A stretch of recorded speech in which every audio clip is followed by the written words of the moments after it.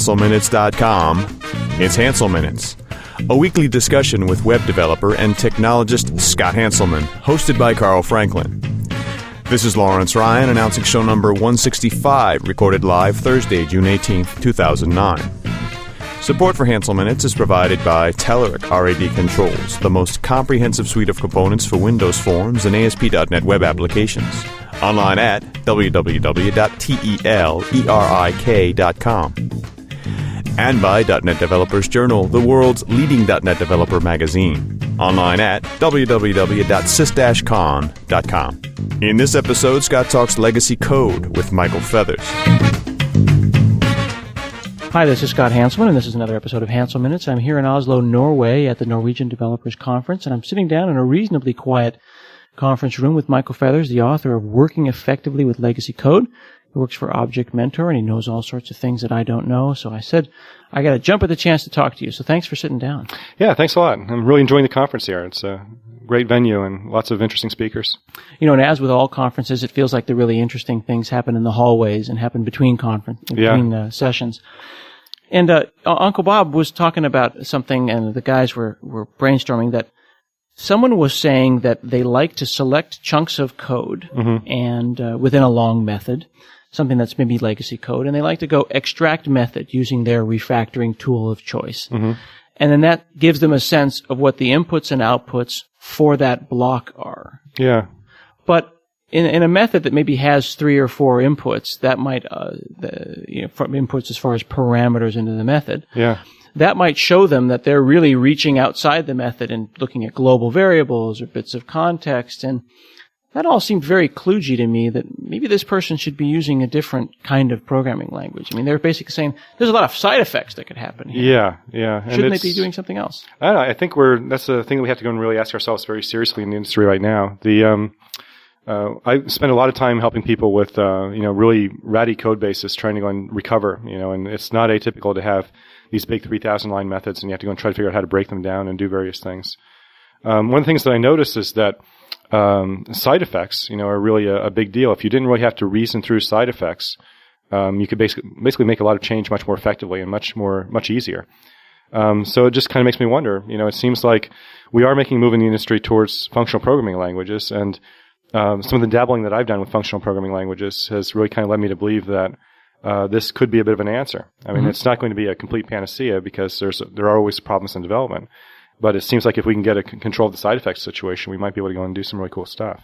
Now, for those listeners who may not be, into this stuff and be really understanding it, we're talking about a way of programming that involves not changing something that's, not changing a variable that then you wouldn't have expected to get changed. I mean, how can we maybe explain that to us, the notion of side effects? A couple of hallmarks of functional programming. One is that functions are really first-class citizens. You can pass functions to other functions. The thing that's really important for us, like in this conversation, though, really is the immutability aspect.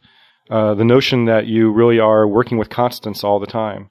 Whenever you have a variable, you don't really reassign to it. You just go ahead and construct a new variable based upon the previous value and, do something computationally to produce that new value.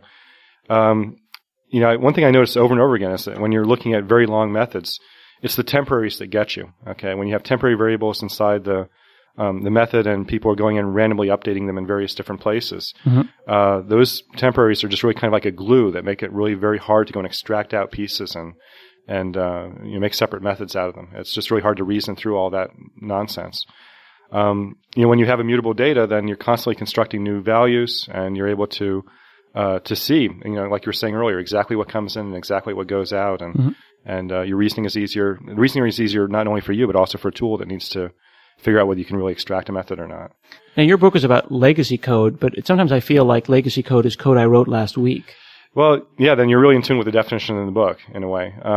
It's funny. I kept trying to find a decent title for the book when I was writing it, and I kept coming back to the notion of legacy code. I have a friend named Eric Mead, and I called him up one time. He was doing a gig with a new client, and I said, so how was the day today? And he says, oh man, they're writing legacy code. They're writing legacy code. They're creating it every minute. And I mean, that really struck me that, there's the dictionary definition of legacy code, which is code that you got from somebody else. But there's also this definition that we also feel informally, which is it's just code you may have just written it yesterday, but it's just intractable. It's really hard to work with. So, why is it intractable? I mean, nobody wants to admit that they're the kind of person that would create legacy code. And they might say, well, I inherited the system. I'm only able to write legacy code given the constraints of this system. Yeah, and it's really a bit of a fallacy, though. You can always, in an old code base, make fresh starts with the new things that you write. You have to be really, you always have a choice between going and adding 5 lines to an existing method and, creating a new method that you delegate out to, doing things where you have, smaller structure and clearer, simpler structure and moving forward with tests and that sort of thing. It's tough because, in the existing code, you're surrounded by badness, right? But, it pays to learn design principles, to learn good things about code structuring and make fresh starts in an existing code base. Am I always going to find myself, though, spackling over something? It's like, when you buy an old house and you say, well, it needs just a fresh coat of paint.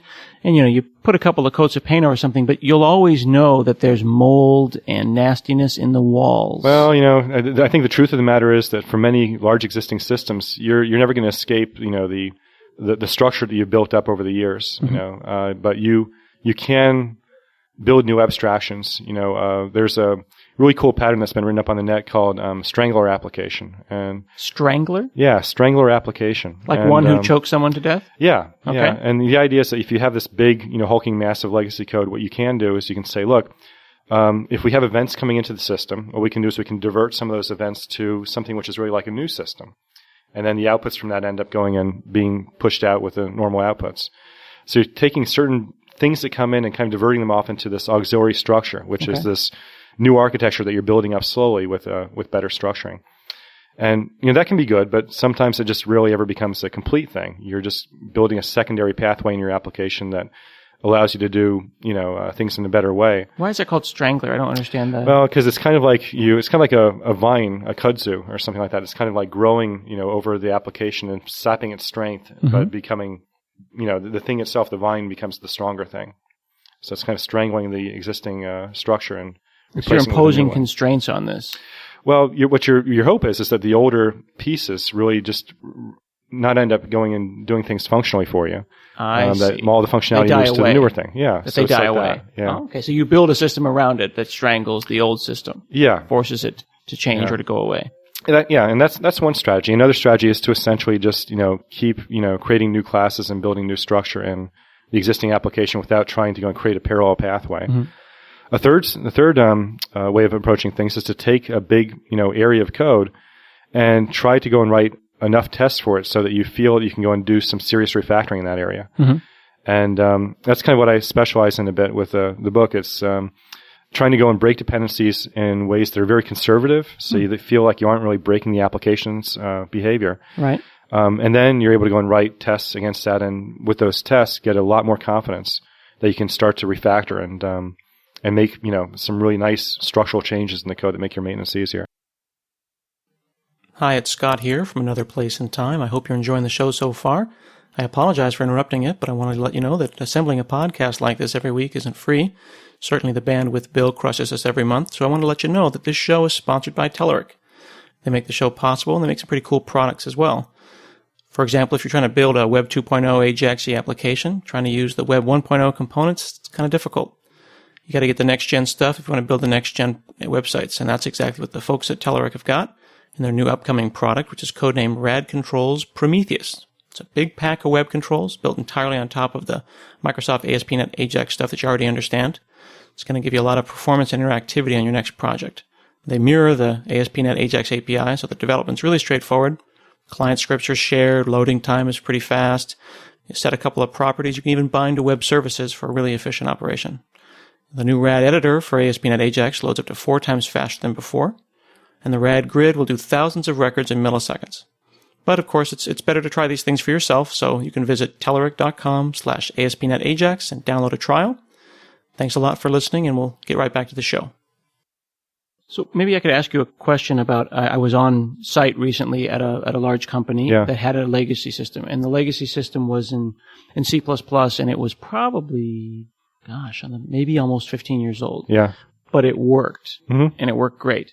But it was legacy. It was legacy because it wasn't on the new shiny interfaces and whatnot. Yeah. It worked, and they had people actively adding to the system. But it was what I would call, and I don't know if this, I think I invented this, maybe I invented it in the case if I pulled it out of my butt. I have this caste system in my mind for APIs. Yeah. Third class APIs, like the ones that were written in the early 90s, were always .execute. Or .do it, or .master, whatever. And you pass in a magic string, and maybe it's tag value pairs or SQL, but it's something that the language that you're writing can't see. Right. It's some custom thing. And these are often in large systems that were multi-tiered. The only thing that we could easily marshal across the tier was strings. Right? Yeah. So they passed tag value pairs around. And that was a third class interface. And then like a second class interface might be something like a data set, which is a structure that organizes these, or a hash table or a dictionary. Right. It's still not first class. And then a first class is like a proper interface. We ended up building, over the course of a week, a prototype that was a kind of a series of layers on top of this onion. The hope being that we would create data transfer objects that look closer and closer the way we wish they looked. As they got out towards the outside to the service layer. And then in the future, we would remove the core of this onion and replace it with something better. Is that a reasonable? It is. It's reasonable, because you're keeping the whole thing running while going and building a parallel structure that you're going to use to eventually replace something there. And so it's not quite the same as the stringer application thing, but it is a very common strategy for large refactorings to do that sort of thing. Okay, well that's good. Yeah. See, I was only going partially through your book at the time, so I hadn't completed it. Yeah, no problem. But that's a decent strategy with this sort of thing. Okay, well that's comforting. It is a weird thing though to notice that for very old applications, I feel like for some of them you often have multiple ways of doing things that just end up coexisting. It's kind of like you look around and you can say, oh, man invented fire here, and it's like, oh, man discovered wheel here, and just you find the entire history of 15 years of software development stuck in one code base.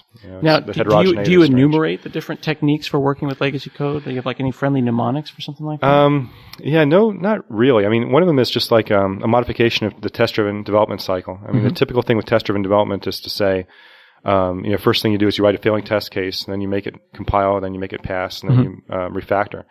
I add another step to this, which is basically first thing you do is you break dependencies. Okay. You want to break dependencies in order to go and get the test in place, in order to go and write the test and refactor underneath it and do along those lines. That's really interesting because that's funny. One of the things that we found in this legacy system we were working on was that it had a dependency, in this case, on IIS.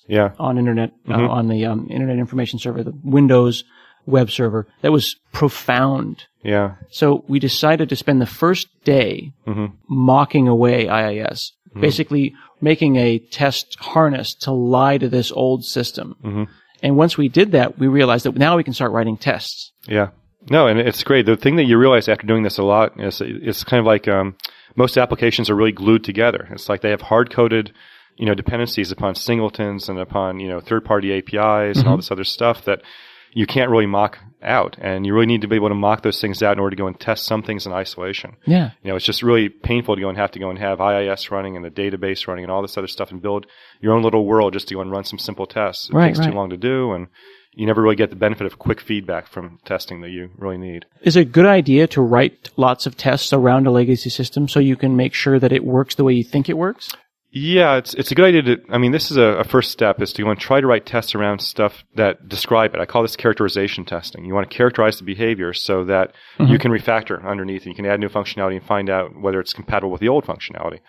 The thing I always like to go and underscore, though, is that you shouldn't really approach this and say, well, I want to write tests for everything, because for any large application, you could spend your entire career going and writing tests for all this stuff. What you want to be able to do is develop the skill to go and do this on a spot basis. You want to be able to go and say, okay, well, look, I want to change code here. So where do I have to write my test in order to go and get a bit of coverage, just to go and kind of understand as I'm working with this code, as I'm trying to make it better, as I'm trying to go and add features to it, that I'm not breaking anything. And that interesting. We ended up calling this fear-based testing. That's good. We write tests around those sections that we are the most afraid of. It's like, okay, I'm going in. All right, well, hang on. If I'm going to get your back, I'm going to need tests in order to feel not afraid. It's good. And I think there's a level beyond that too, which is kind of cool. It's like once you're not scared anymore and you have the support to be able to get tests in place, you've broken dependencies. The step beyond that is to go and have curiosity-based testing. And people are quite often, they often ask the question, it's like, how many tests do I need? And I really don't like to rely on coverage numbers all that much. I think coverage is a decent metric, but what I really want is the situation where people can say, look, I don't quite understand how this little piece of code works. And instead of going and trying to hunt through and read all through the code and try to figure out a mental model about how it works, what they can do is just write a test. Right. And they can write that test to go and say, oh, okay, now I've seen. I apply these inputs, and it does this for me. And the cool thing with the tests, though, is that those tests remain in the code base. You can look at these tests and use them to go and really understand how pieces work intimately. Right. And that just makes everything feedback driven. It makes everything just exploratory and really much more pleasant. It's funny. There's so many different words that you could put in front of hyphen-based testing. Yeah. Comfort-based testing. From my point of view, anything that you can do that makes it easier for you to sleep at night. Yes, definitely. If it, is a good thing. Yeah, I think at the end of the day with all this is all about making developers' lives easier. And, the cool thing is you make developers' lives easier, and it's good for the business also, because you can end up having, faster feature development and, more maintainable systems. Exactly. So lots of people have legacy issues, but at the same time, you've got these systems that you want to maintain, but you need or you want to get involved in the new stuff. And I've got this archetype that I've used a number of times on the show. And I've actually got a buddy who lives in this area of the country, who always laughs when I use this. And I say, I've got this guy, I call him the chief architect of the Nebraska Department of Forestry. And it was a silly archetype that I threw out a while back, but I'm realizing it's more interesting than I thought. Because here's a guy who's got an important job, if a small job, but he's got legacy systems that people are counting on. He matters. His systems matter. But he's an alpha geek. He wants to get involved in the new stuff. Maybe he's running access databases from 20 years ago. Yeah. But he's smart enough to understand what he's missing. How can he use some of these techniques to get, make sure that he's meeting his job's needs and his constituency's needs while still getting involved in the new technology? Yeah, it's a great question. And I think it comes back to something which is kind of interesting that I ask every once in a while when I visit teams. It's like, when's the last time you wrote a new class?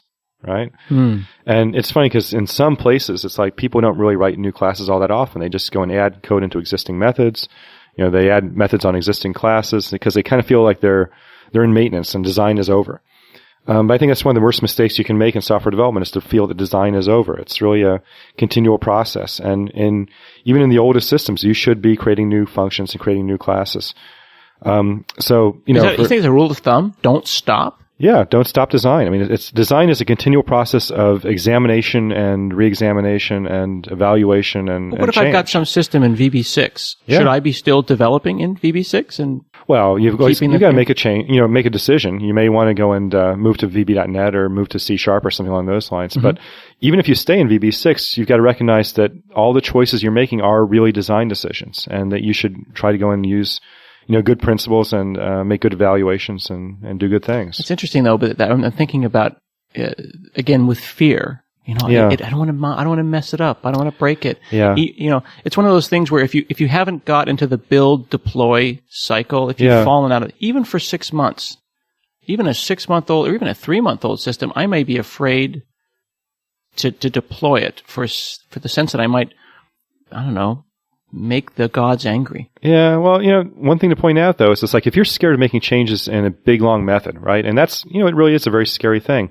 Some changes that you make can be articulated as new methods, right? You can go ahead and say, look, let me create a new method.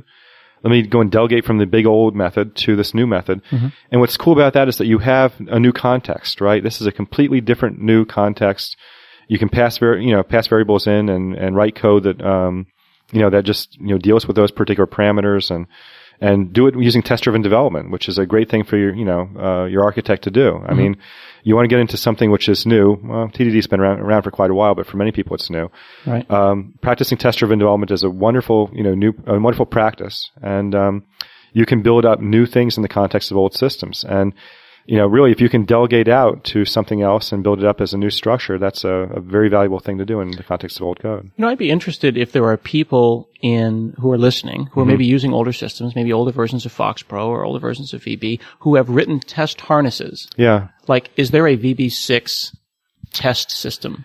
Yeah, I know there's unit. Mm-hmm, yeah, and I hope it's still there, but there's a XP programming website by Ron Jeffries that contains a list of all of the variations of the X unit testing framework. Okay, and we call it X unit, even though there's actually like a brand X unit now. Oh, yeah. But like everything which is basically adopting the same architecture that J unit did. It was one of the very first early testing frameworks. There's CPP unit, there's N unit, there's F unit for Fortran, every language you can imagine. Yes. Rock on. They really are. So it's just a matter of going and doing a little bit of digging, but chances are the language you're working in there's an H unit for Haskell. See, it's funny. I date myself by coming back to VB6. I started in C and C++, but I didn't think about unit testing back then. This is like many people didn't. 89, 90 in that area, and then VB3 came along. But for me, the fat part of the bell curve was VB6. Yeah. Of the bell curve of my career. So I think about and that's when I really got a lot done. It's a lot of really crappy stuff, and God help the people who have those things that I wrote. But it'd be interesting to go back and instrument that code and get that the same feeling that I get with unit testing today. Yeah. And the feeling of productivity I had at that time. And combine those things. It's very possible. I know teams are working in Delphi, and they're basically doing unit testing, and early Delphi as opposed to the later .NET stuff. And, I was so productive in early Delphi. That was great stuff. Yeah, no, it's a cool language. It's a bit different, a bit off the mainstream because it's a Pascal derivative, but yeah. Where do you find yourself writing code in? Are you in all systems? I mean, you consult, right? I'm a consultant, and I go around to many different teams. The thing that I find rather interesting is that I'm called in quite often now for C and C++ teams, and the main reason I think is because the problems are harder. Particularly in C++, it's like the work that it takes to go and break dependencies to get tests in place is really kind of tough. The language wasn't really engineered for that sort of thing. Yeah, it's really interesting. The system I was working on last week was a C++ system. Yeah. And we had situations where they had a specific compiler and a specific version of the compiler, and their exports were a certain way. They were memory model things. They'd replace the memory manager. Yeah. You can't just go and say, hey, compile it. Yeah. You had to set up the build environment, and that in itself was a task. It's really tough. And I think the thing that I really hope for most teams that are out there now that are working with current technologies that they do is try to maintain the upgrade chain. Try to upgrade your language periodically, and try to upgrade your libraries. It's terrible when you visit teams and they're like 3 or 4 versions behind because, the more versions you fall behind, the harder it is to go and catch up again. And you really just pull yourself out of the path of a lot of goodness. Right. And you're not necessarily upgrading just because it's new and shiny. No, but just basically to keep yourself in the path of new tools and new technologies and stuff like that. It's not the worst thing in the world to go and fall completely behind on some of these things. You can still do some cool stuff. But it's just so simple to upgrade. I mean, it's a great discipline to go and keep upgrading because you deal with different change cases, and it basically increases the robustness of your code. Yeah.